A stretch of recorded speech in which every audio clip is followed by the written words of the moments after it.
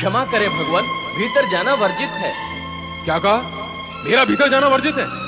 तू अपनी सुध बुध और चेतना में तो है, तुझे ध्यान ही नहीं किससे कह रहा और क्या कह रहा है। मैं देवाधिदेव शिव शंकर से कह रहा हूँ, महादेवी के आदेश के वश में होके कह रहा हूँ। उनका आदेश है कि किसी को भी भीतर ना आने दिया जाए। निर्बुद्धि, मेरी गणना तू किसी में करता है? मैं महादेवी का पति हूँ। ये सत्य तो संपूर्ण जगत जानता है स्वामी, किंतु मैं तो महादेवी की आज्ञा का पालन कर रहा हूँ। केवल महादेवी की आज्ञा का पालन कर रहा है, महादेव की आज्ञा का नहीं? अवश्य करूंगा। तो मैं तुझे आज्ञा देता हूँ, मेरे मार्ग से हट जा। ऐसी आज्ञा ना दे भगवान, जो महादेवी की आज्ञा का विरोध करे। मेरा सेवक बनता है, मुझे स्वामी कहता है और आज्ञा मानता है महादेवी की। मैं तो आप दोनों का सेवक हूँ, मुझे धर्म संकट में ना डाले भगवान। चल, धर्म संकट में नहीं डालता, एक और डाल देता हूँ। चल हट।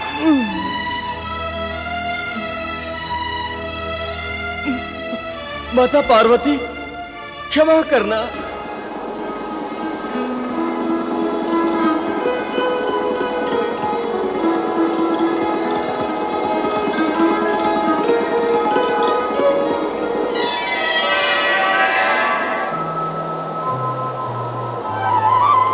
क्या सोच रही हो माँ? अरे कार्तिकेय, कहाँ था तू अब तक? मैं तेरे लिए कब से चिंता कर रही हूँ। तुझे अपनी माँ की क्या तनिक भी चिंता नहीं है? मुझे छोड़कर कहाँ कहाँ चला जाता है तू? अब भविष्य में जहाँ भी जाए मुझसे पूछ कर जाना। पर बता तो, कहाँ गया था तू? मैं तो यही हूँ, कहाँ जाऊंगा तुम्हें छोड़कर? क्या सोच रही हो देवी पार्वती? आश्चर्य, घोर आश्चर्य। तुमने अभी तक स्नान भी नहीं किया देवी। ये क्या स्वामी? क्यों, क्या हुआ? आप इस प्रकार स्नान कक्ष में कैसे चले आए? मैं तो भयभीत ही हो गई थी। अपने स्वामी से भयभीत हो गई? ये क्या, स्वामी को तो कभी भी कहीं भी आने का अधिकार होता है पार्वती। अधिकार? अधिकार की कोई सीमा और कुछ समय होता है। स्वामी, अब आप जाएं और मुझे स्नान करने दें। जैसी तुम्हारी इच्छा है।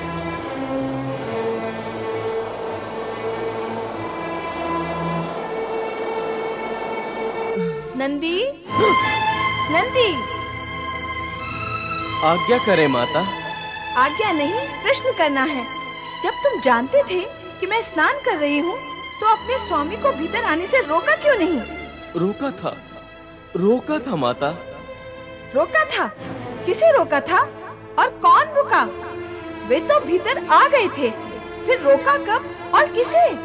इसे तुम रोकना कहते हो? मैंने उन्हें रोकने का प्रयत्न किया था और उनसे ये भी कहा था कि माता पार्वती स्नान कर रही है, भीतर ना जाए भोलेनाथ। पर क्या? पर वो मुझे धकेल कर भीतर चले गए। ऐसे में मैं और अधिक क्या कर सकता था? वे मेरे स्वामी हैं, मैं उनका सेवक। तुम उनके सेवक हो? यदि मेरे सेवक होते तो तब भी क्या धक्का मारने से हट जाते और उन्हें भीतर आने का मार्ग दे देते? बोलो, उत्तर दो। कहा तो मैंने भी था कि देवी स्नान कर रही है, पर महादेव ने इस पर ध्यान ही नहीं दिया। भला हम उन्हें कैसे रोक सकते थे? माता, देवादिदेव को रोकने का साहस कौन कर सकता है? तुम सभी विवश और असहाय हो, तो तुम सब जाओ यहाँ से। हमारे चले जाने से क्या समस्या हल हो जाएगी? कैसी समस्या? सुरक्षा की समस्या। कल फिर इसी प्रकार की घटना घट सकती है। महादेव तो आपके पति हैं, इसलिए ये घटना इतनी दुखद नहीं हुई। अन्य कोई होता अथवा भविष्य में कोई हुआ तो? सुरक्षा की व्यवस्था आवश्यक है। एकांत सुरक्षा के लिए किसी विशेष व्यक्ति को ही नियुक्त करना होगा। यहाँ तो सब महादेव के गण हैं, उनकी सेवा में हैं। आपका कोई गण नहीं जो आपकी सेवा सुरक्षा करे। नंदी आपका गण होता तो क्या सरलता से महादेव को प्रवेश करने देता? स्वामी की स्वामी भक्ति में स्वामिनी की सुरक्षा का कर्तव्य पूर्ण करने में वह चूक गया। ठीक कहती हो तुम दोनों। मुझे इस विषय में गंभीरता से विचार करना ही होगा। विचार नहीं, कार्य करना चाहिए। आप कुमार कार्तिकेय को अपनी सुरक्षा का कार्य क्यों नहीं सौंप देती? वो आपका प्रिय पुत्र है। कार्तिकेय, वो तो पहले शिव पुत्र है, फिर माता का पुत्र है, फिर वो एक स्थान पर रहता भी तो नहीं, स्थान स्थान पर भ्रमण करता ही रहता है। मुझे इस विषय में कुछ उपाय करना ही होगा।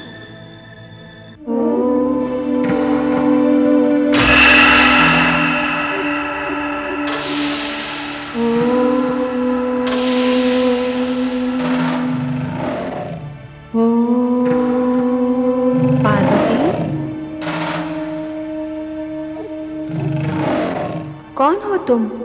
यह कैसा प्रश्न है? स्वयं को नहीं पहचानती? मैं? तुम?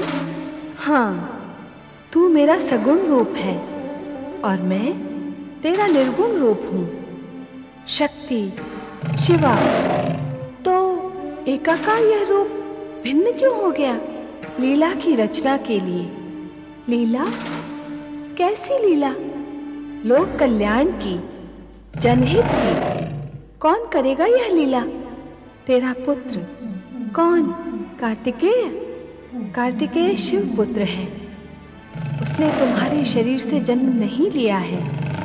वह तुम्हारा पुत्र होते हुए भी तुम्हारा नहीं है। वह मेरा पुत्र नहीं है? है, पर नहीं है। पुत्र माता के रक्षक होते हैं, सगुण माता के। तू सगुण माता है। कार्तिकेय भ्रमण प्रिय है। मयूर उसका वाहन है। वह एक स्थान पर स्थिर नहीं रह सकता। तो अन्य उपाय क्या है? सूक्ष्म जगत उपायों से पूर्ण है।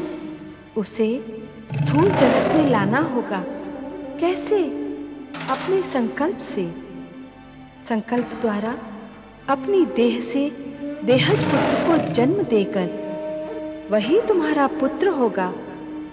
तुम्हारे शरीर के तेज पुंज से उत्पन्न होने के कारण वह अद्भुत और विलक्षण होगा।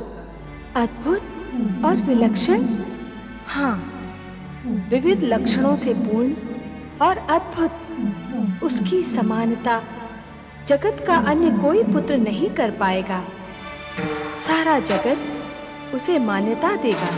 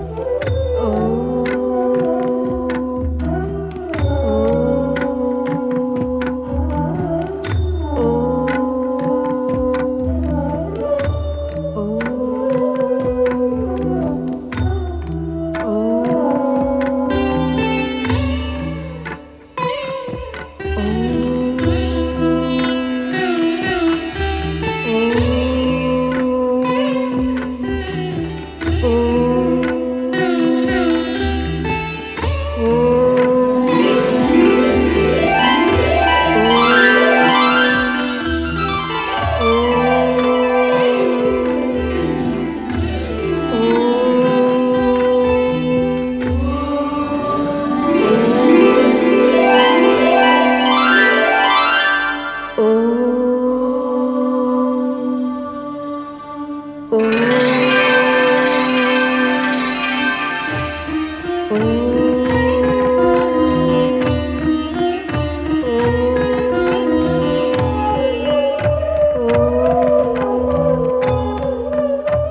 माते।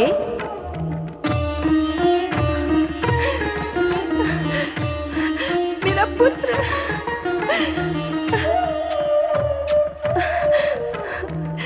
वत्स, तुम मेरे पुत्र हो। यह मुझसे तुम्हारा निकटतम संबंध है जो कि जगत में होता है, माता और पुत्र का। मैं तुम्हारी माता और तुम मेरे पुत्र हो। संबंध और निकटता तो मैं पहले से ही जान चुका था माते, इसीलिए तो मैंने आपको माते कहकर प्रणाम किया। अब आप मुझे ये बताइए कि मेरा नाम क्या है? गणेश। गणेश है तुम्हारा नाम, गणों में श्रेष्ठ, गणों का ईश। फिर तो मैं तन, मन, प्राण, प्रण से सेवा करूंगा माता। तुम मेरी सेवा करोगे? अवश्य करूंगा। माता से अधिक और कौन पुत्र के निकट होता है? इस निकटता की रक्षा के लिए पुत्र का कर्तव्य ही होता है कि वह अपने माता की सेवा करे। मैं भी यही करूंगा। ये लो दंड। इससे क्या होगा माता? इस दंड से तुम्हें दंड देना होगा। किसे? जो भी अनाधिकार रूप से अथवा मेरी आज्ञा के बिना मेरे कक्ष में प्रवेश करने का प्रयत्न करे, उसे। जैसी आपकी आज्ञा माता। तुम्हें सतर्कता पूर्वक यहाँ पहरा देना होगा, कोई भी भीतर प्रवेश न कर पाए। आपकी आज्ञा का पालन करूंगा माता।